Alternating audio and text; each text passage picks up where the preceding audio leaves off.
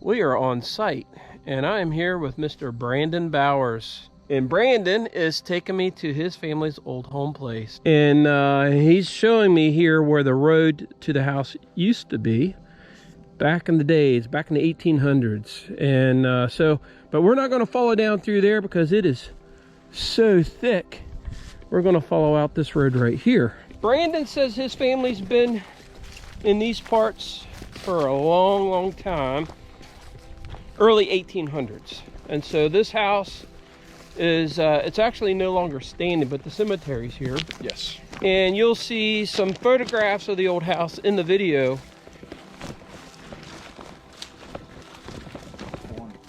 You'll see the mountain up. Well, it looks like a sizable cemetery. Yeah, we just redid the fence earlier this summer. It was a significant project.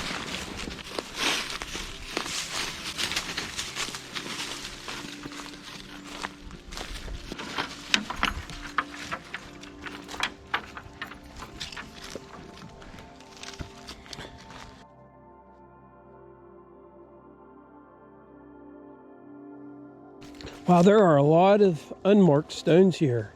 Yes. Do you know how many are buried here? I don't know for sure because there's so many stones here that are unmarked. All right, you guys, I'm going to try to do a panorama. I would say 70% of these graves are unmarked, or just stones without markings. Wouldn't you think so? Yeah. So there is a row going straight across right here. Now some of these could be headstones and footstones. I don't know. That's been my challenge in counting them. I know there's some footstones up here, the newer part.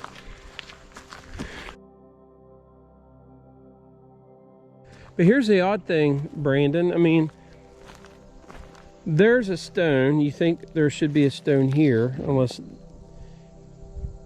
So here, yeah, so here's a headstone and probably a footstone here. And here's a headstone and footstone here. And there's a small one right here. I don't know if you guys can see that. And then you got another, and there's another one. So there's someone buried right here. So, and these are all your family. Yeah, you can't tell anymore, but because they all get so worn down. But years ago, when I found this one right here, you could see a heart carved into the front of it still. Aww. So a lot of these are children, and some of them they didn't even name.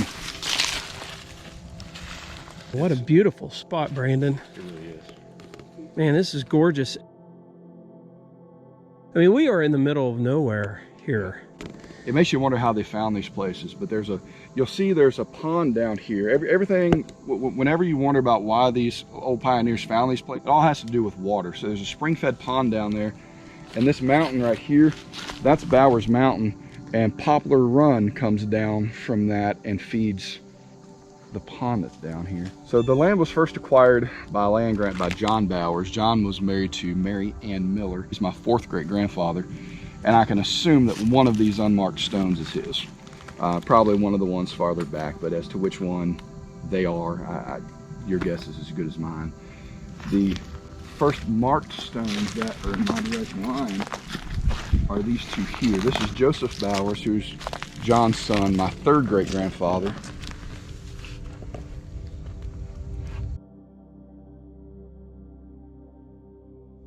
And then to your left there is his wife, Rosanna Miller Bowers, who's my third great-grandmother. So that's his wife, 1815.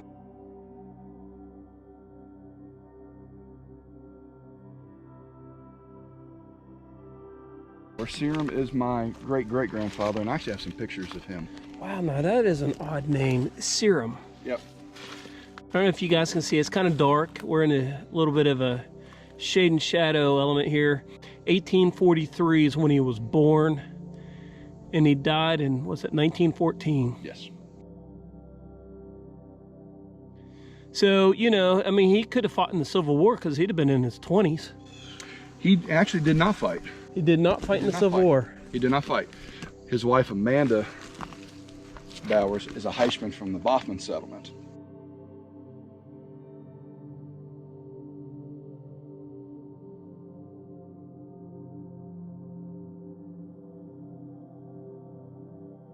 But then a couple of 100 yards there at the old Hushman house, her father, Jacob Hushman, the son of the Hushman immigrant, he has this place up there, and there's a cemetery up there, and her brother actually fought the Civil War. Okay. And there's a cool story about him. He actually got injured in the Civil War, and they let him come home, and he didn't die from his wounds. He died because he got pneumonia from crossing the Lost River. He got sick. All right, you guys, when I came walking down here, and Brandon mentioned how we connected, and his family line goes back into the Hushmans And Bowers. The Hushmans and the Bowers, and so I did a video on the Hushmans. The Hushman, you know, I'll link that video. You guys can go check it out. I've done a little background historic kind of biography on him. He was a Hessian mercenary, and he actually was he came from Germany, and he did not sign up as a mercenary. He was commandeered. He was taken as a teenager, essentially stolen and put on a ship, and landed on the shores, and was at the Battle of Yorktown. And he survived that battle, but he was captured. And when he learned that there were other Germans in the area, this is where he came to, and then obviously came in contact with the Bower side of the family. And actually the oral history on the Hushmans was changed because the Hessians were not well favored. They were hired mercenaries. So there's a couple of different Hushman genealogy books that people have completed over the years. I think the most recent one was written in the 60s. The oral history got changed to something regarding 3 brothers that came over. It was really the immigrant Hushman's kids that were the 3 brothers. Just kind of ignored the whole Hessian. The British English government was hiring companies, essentially, or other kings from other countries like Prussia, because Germany didn't exist. Right. So they would pay them, you know, to go muster soldiers to fight in their battle here with the American colonists. And those companies would go and just round up anyone on the streets or sidewalks there in some of the old German villages. Most of them were taken against their will, and most of them weren't even able to tell their parents or say goodbye. The Hushman that I'm talking about was one of those. He was 16. He was stolen off the streets. He was put on a ship to London. He had no ability to reach out and touch his family, tell them what was going on or what had happened to him. He was kidnapped. It's heartbreaking. And all of a sudden, they found themselves on the shores of Virginia with a musket in hand and fighting the American colonists. When they learned that the American colonists had a lot of Germans in them, a lot of them recognized their friends, neighbors, family, and they switched sides. This one did. After he got captured, he actually sided with the American colonists and fought for them. Yeah, he escaped from Frederick, Maryland. That's where they were holding Johann Nicholas Hushman, that's his name. Yep. And then they met up with the Bowers, and the Bowers landed here. This child here, Clara, was 1 year old when she passed away. Maybe not even, let's see, July, April, May, not quite one. One thing I want to mention, because I've done a recent video. I did not comment in the video about the dates. 1918 and 1919. In my experiences looking at old cemeteries around here, and I know this is pretty common in a lot of cemeteries around the country, 1918 and 1919 was the Spanish flu.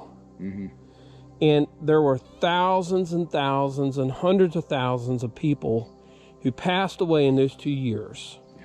And so it's very common to see specifically death dates of 1918 and 1919 around here.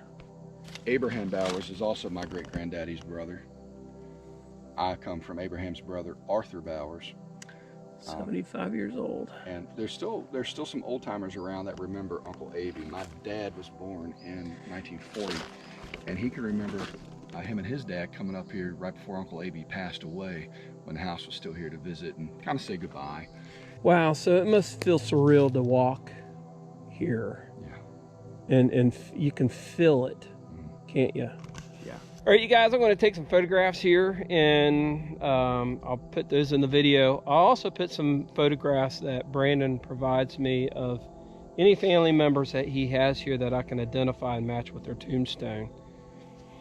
And then we're gonna go on out here, and we're gonna take a look at where the old home stood. And I do have photos of that. I have at least one photo of that, and we'll go take a look at that. The road kind of just circled around.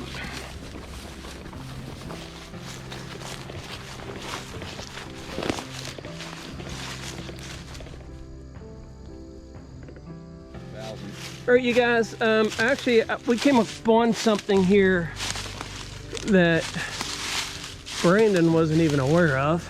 Let me crawl in here a bit. I'm gonna point something out to you. There's a road right there, an old road bed, and there's a foundation of a building right here. It goes over that way to that corner, and it comes across to this corner here, and it comes back this way. I told Brandon, I bet you a barn sat right here. And it would make sense because it overlooks this field right here. Mm-hmm. Yeah, I think there was a barn here, Brandon. Definitely a structure. Right. I think there was definitely a structure here. Here's another wall.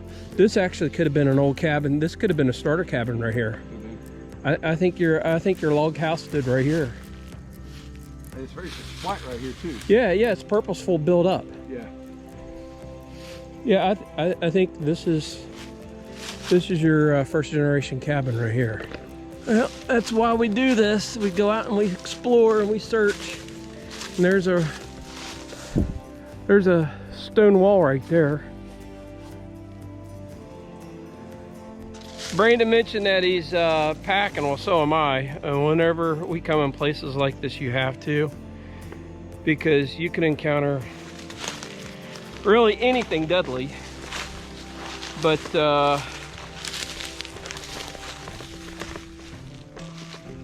you get back in places like this, you get a bear coming after you. All those branches. Maybe it's a pine tree that fell against that. I was gonna say, man, sometimes you watch these videos and they say Sasquatch, you know, squatchy. It's getting squatchy around here. That's what I said. It looks squatchy. Yeah. Yeah. Here's that stone wall. Yeah. So I'd say this was the original road coming in right here. This is a stone wall lining it, which is really cool. I'll get some photographs of this. There's some scat of some sort. I'm guessing the stone walls are really, let's get the rocks out of the road. Yeah, they would line their property with it, or roadways, and that's exactly what this is. All right, you guys, we're coming upon the pond now. Wow, this is nice. Oh, this is beautiful.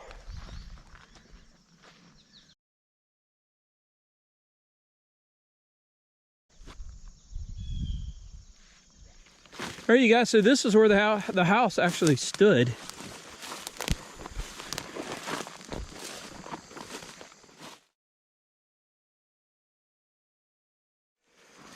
You know, you can almost smell it.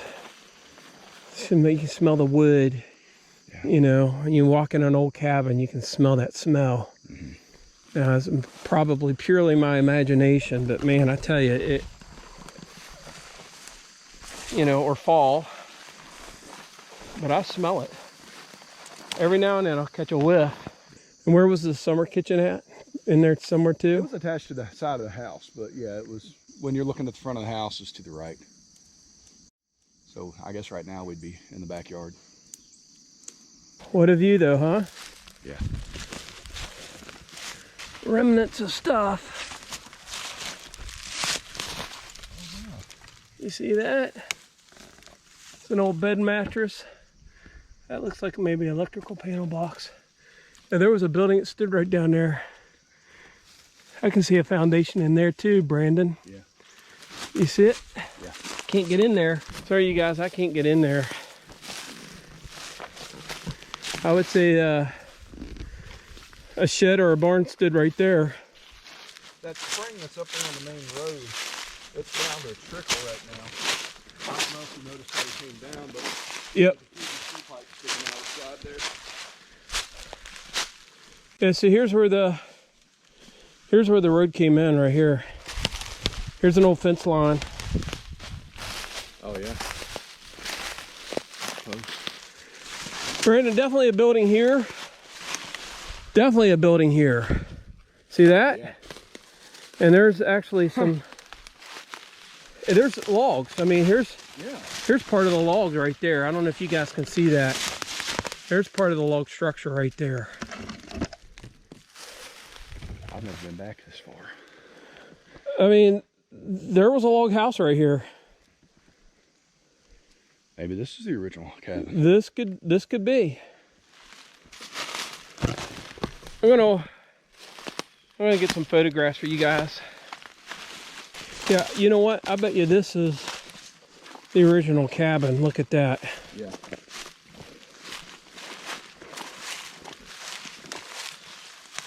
Pretty cool, huh? Yeah. Definitely a home or a building stood here without a doubt. All right, we just come up on another rock wall. Here's where the old cabin, another old cabin stood right there.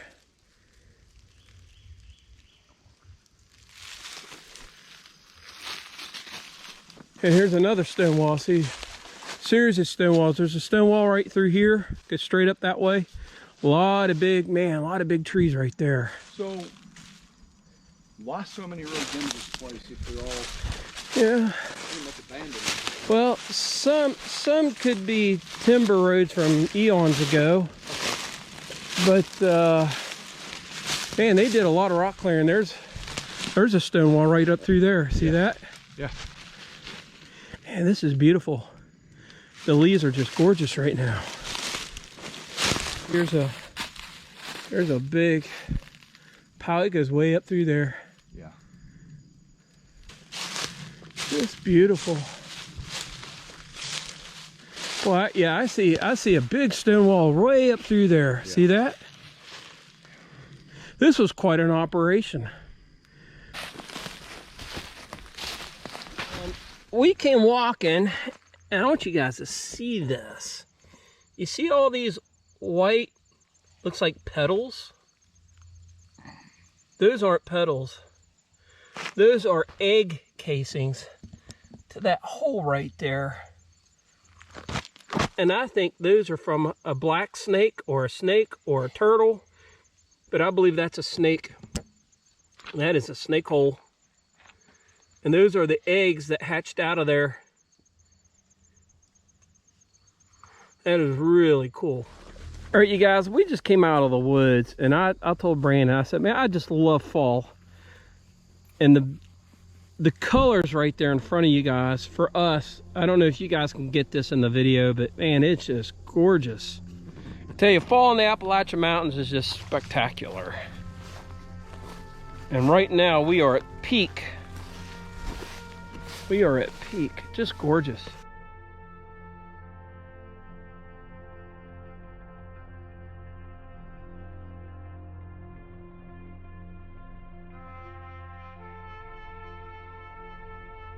All right, you guys, I see persimmons, and persimmons are like a wild apricot. The flavor they have is like an apricot that's real sweet like honey. And there's some ripe ones. They can cause you to pucker up like nothing you've ever imagined if they're not ripe. But when they're ripe, man, they're delicious. Let's see. That one's ripe. All right. Do or die. Delicious. Is it? I never had one. Yeah. There might be some bitterness with it. But they taste like apricots, don't they? Yeah.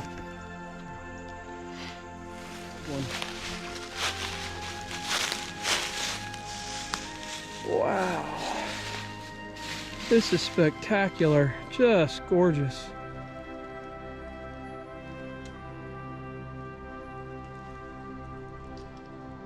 Just beautiful. All right, you guys, we're at the beginning of the road that goes up to Brandon's farm, his family's old home place. And it is a little hike up through there. And when he was talking about, can you imagine going on a buckboard wagon or wagon up through there, back up there to where we were. And, you know, it just reminds me of how blessed we are to be living today and have the vehicles that we got and be able to access places like this with ease, and what these pioneers went through to clear the land and to eke out a living in this place. I appreciate Brandon bringing me here, inviting me here. I hope you guys have enjoyed this video. And I'm going to leave you with this. I saw something here. I told Brandon I saw it as soon as we came back. And I want you guys to take a look at this and let me know what your thoughts are on what this is. There are 3 butterflies right here. One there, one there, one there. And these tubes light up at night. And it makes me wonder if there's a grave in here. Someone died on the road here, but it is a busy highway. Someone could have gotten killed right here at the entrance to their old farm.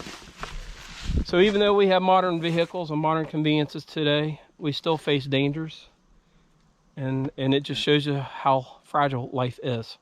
All right, you guys, thanks for joining us this episode. Hit like, share, and subscribe, and we'll catch you on the next adventure. Take care and God bless.